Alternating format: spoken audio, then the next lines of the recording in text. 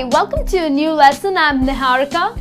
In today's lesson, we are going to learn how to complain in English.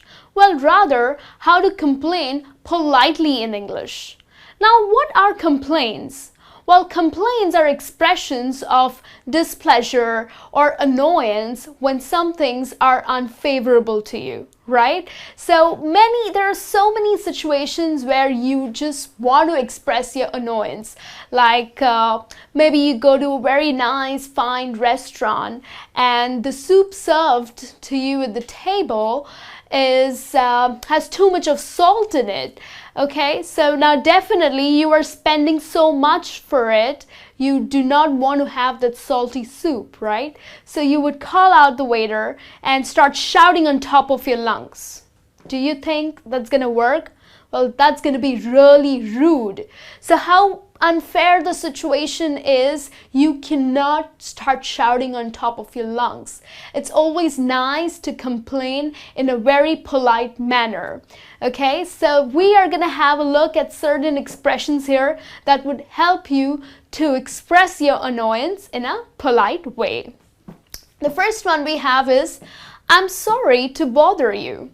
Now, when you start complaining by using this expression, saying that, oh, I'm sorry to bother you, well, definitely you are being polite, but it also puts the listener at ease. Okay, maybe this listener has been receiving a lot of complaints throughout the day, and you said, I'm sorry to bother you, would definitely make him feel a little relaxed and at ease, right? So if the situation is not really disturbing, so you can definitely use this expression. For example, you can say, I'm sorry to bother you, but this soup has too much of salt in it. Could you please replace it for me?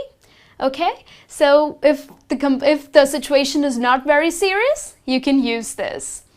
The other one I have for you is, can you help me with this? Now, everybody would always prefer to be requested rather than demanded. Now, if you throw a command at someone, well, definitely people would not like it, okay? It just comes across as a very rude thing. So it is always nice to phrase your complaint as a request.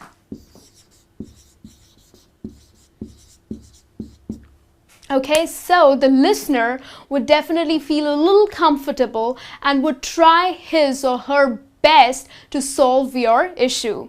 So can you help me with this is a very polite way where you are requesting to solve the situation. Maybe you sent your favorite shirt to the laundry and now that it has come back, it has these missing buttons. So you can go back to the laundry. Of course, you're annoyed because it's your favorite shirt, but do not show your anger. You can just request him saying, can you help me with this? My shirt came back with missing buttons, okay?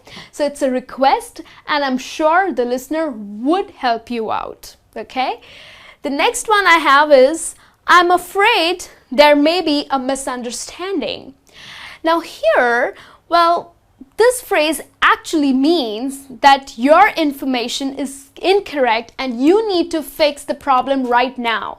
Okay, but you're not gonna say it this way. You are gonna use a very polite expression saying that I'm afraid there may be a misunderstanding.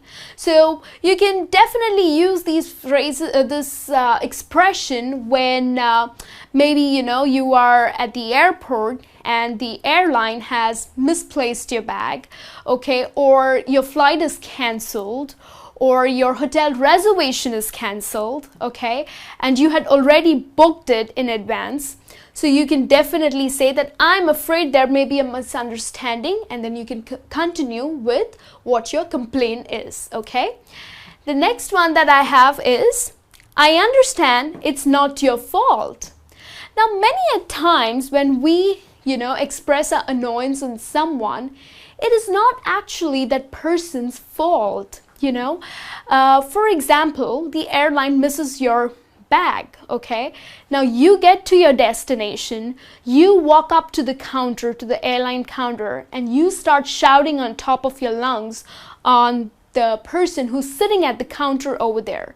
Well, that's not fair, isn't it? Because she has not lost your baggage. It's the airline. It's someone maybe at your departure time or maybe in between changing your flights that your baggage got lost, right? So this lady or this person is not responsible for it, right?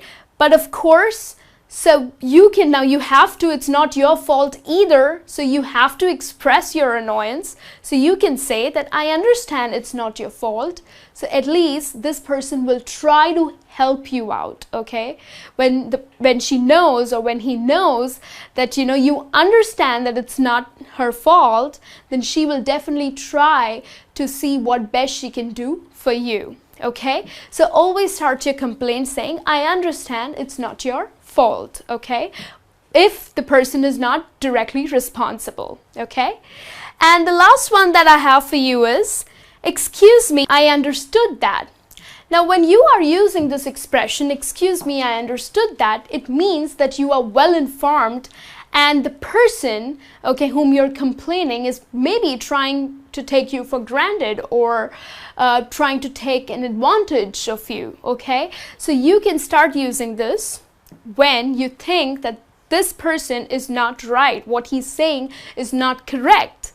For example, let's take a situation where you take a cab to the airport and you know that it costs around $25 to get to the airport, okay? But this cab driver is asking you to pay $40, okay? So he says, well, it's expensive and you know, it is $40. You just need to cut him, right? You need to interrupt him and you need to say, well, excuse me, I understood that, but you know, it means that don't take me for granted, okay? I know what the amount has to be paid. So it's a complaint, right? You're showing your irritation, you're showing your annoyance, right? But a polite way to say would be, excuse me, I understood that, right? So these are some expressions that you can use to complain in a very polite manner in English, okay? So you can use it next time you're really annoyed and you're really disturbed because of some situations. Go ahead, use this, and I'll be back with a new lesson soon. Till then, you take care. Have a great day.